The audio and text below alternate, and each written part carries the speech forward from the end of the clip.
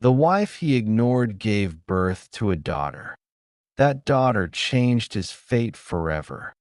The man married 3 wives, placing them in 3 separate rooms and forbidding them from seeing or talking to each other, hoping they would each bear him a son to carry on the family line.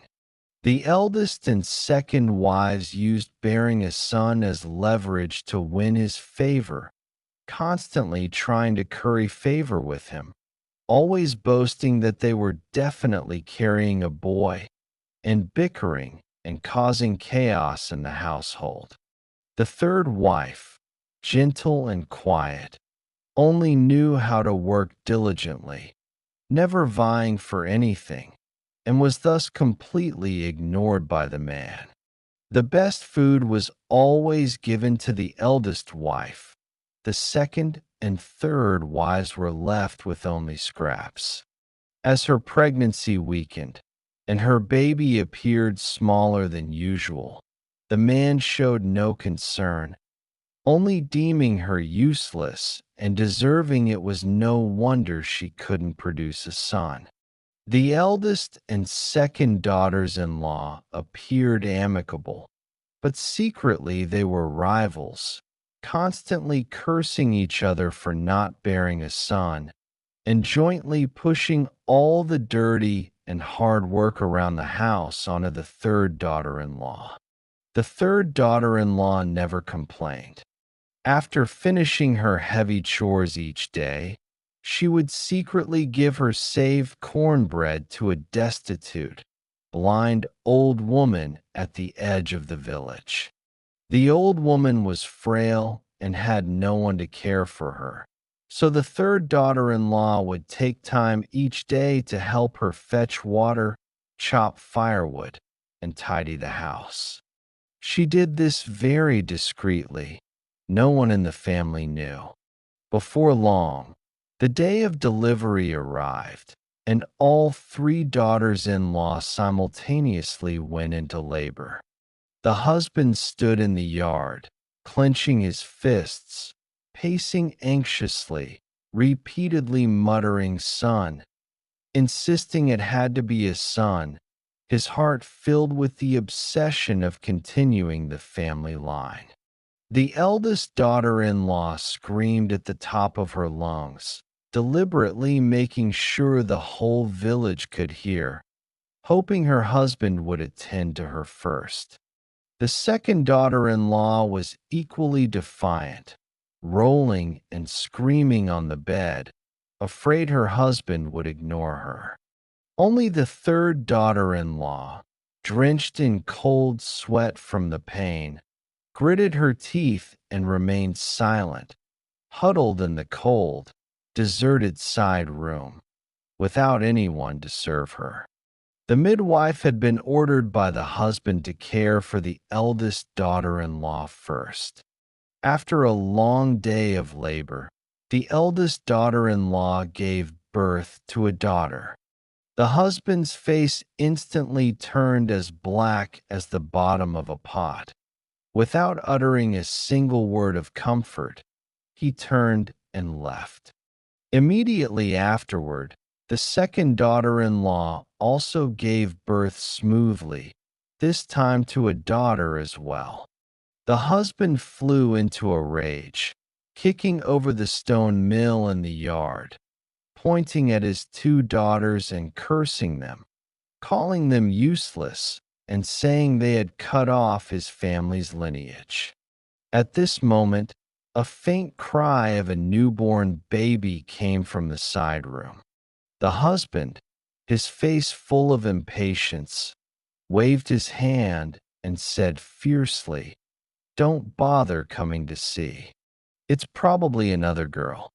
Find someone else and don't bother me." The midwife slowly emerged, carrying the baby, and softly told the man that the child had regular features and a strong, clear cry, indicating she was a healthy girl. The man didn't even bother to look at her, his heart filled with resentment at not having given birth to a son. He treated his third daughter-in-law and her daughter with utter indifference. Not long after, the blind old woman, leaning on her cane, slowly made her way into the house. Though blind, she had lived most of her life in the village, seeing the coldness of human relationships and the vicissitudes of life. She kindly advised the man, explaining that his third daughter-in-law was kind-hearted and had silently cared for him for many years. Such a virtuous person would surely have a blessed child. She also urged the man to stop favoring sons over daughters, warning that continued favoritism and mistreatment of the kind would lead to future losses and the family's wealth being taken by outsiders. The man, however, wouldn't listen, thinking the old woman was meddling. He had her sent away and remained extremely cold towards his third daughter-in-law and her daughter. Less than half a month later, a strange merchant arrived in the village, immediately offering to buy the man's land at a high price. He even laid out a large wad of silver on the table, using it as an irresistible lure. The two wives, greedy for money, constantly whispered in the man's ear, urging him to sell the land and get the cash. The man, blinded by greed, was swayed and immediately reached for the land deed to sign the sales contract. Seeing this, the third wife suddenly remembered her mother-in-law's earlier advice and felt uneasy. She quickly stopped the man, advising him to investigate the merchant's background and not rush to sign the contract. But the man, blinded by the prospect of money, ignored her advice and insisted on signing. Just as he was about to sign, the little girl in his arms suddenly burst into tears, waving her little hands wildly and knocking the pen out of his hand.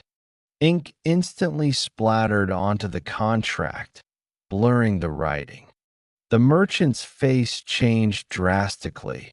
His eyes widened in panic. He didn't even care about the silver on the ground and turned to flee in a panic. The man then realized something was wrong and hurriedly asked around, only to discover that the merchant wasn't a legitimate buyer at all, but a swindler who specialized in cheating farmers out of their land.